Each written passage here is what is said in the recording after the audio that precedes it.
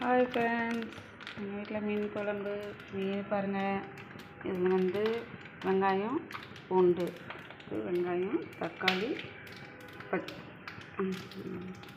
கருவேப்பிலை, கொத்தமல்லி, அதுக்கேற்ற புளி. தாளிப்புக்கு வந்து கடுகு,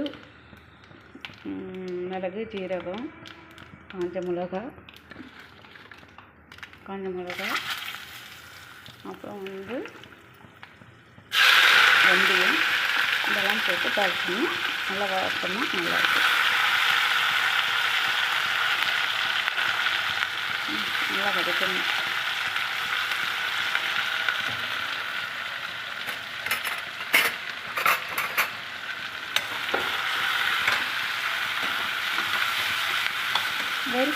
வறுக்கிறதுக்கு மசாலா போட்டு வச்சுருக்கேன். இது நல்லா வச்சுருக்கேன். வறுக்கிறதுக்கு மசாலா இதில் வந்து மஞ்சத்தூள், உப்பு, அப்புறம் வந்து கருவேப்பிலை, பூண்டு கொஞ்சம் நசுக்கி போட்டு நல்லா மிளகாத்தூள்லாம் போட்டு நல்லா பசஞ்சு வச்சுருக்கேன். இது வந்து வறுக்கிறதுக்கு. காஞ்ச மிளகா மீன் குழம்புக்குலாம் போட்டோம்னா நல்லா ஸ்மெல் வாசனை நல்லா சூப்பராக வரும். பார்க்குறப்ப நல்லா ஒரு எப்படி இருக்கு பார்த்தீங்கன்னா,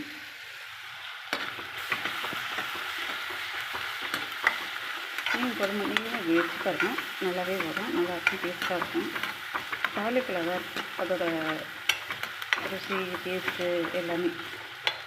எப்படின்னா கடுகு, உளுந்தம்பருப்பு, அப்புறம் வந்து ஜீரகம், மிளகு, வெந்தயம், காஞ்ச மிளகாய் போட்டு தாளித்து பாருங்கள். அது சமைச்சு நீங்கள் பூண்டு வந்து அப்படியே முழுசாக போடுறத விட நீங்கள் இந்த மாதிரி வெங்காயம் கூட ஒரு பூண்டை உரித்து போட்டு கொஞ்சம் குறைக்கணும், ஒரு அரைச்சி போட்டு பாருங்கள். நல்ல வாசமாக இருக்கும். சின்ன பசங்களாம் பூண்டெல்லாம் எடுத்து வச்சுருவாங்க பார்த்தீங்களா, அது வந்து எடுத்து வைக்க முடியாது. அது வந்து அப்படியே போட்டு சாப்பிடுவாங்க. சாப்பிட்றதுக்கு நல்லா எவ்வளோ நல்லா இருக்குங்க. போயிடும் வயிற்றுக்கூடாது, ஒதுக்கி வைக்காது.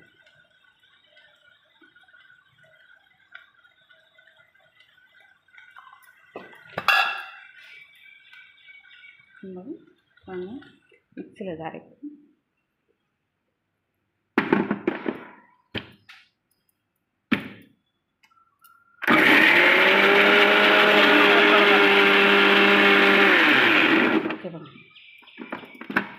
எப்படி அரைச்சிருக்குன்னு காமிக்கிறேன்.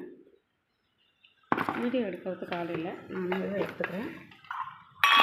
இந்த மாதிரி இந்த மாதிரி குறைக்கணும். சும்மா ஒரு நெசுக்கு அவ்வளோதான். அந்த மாதிரி அரைச்சிக்கணும்.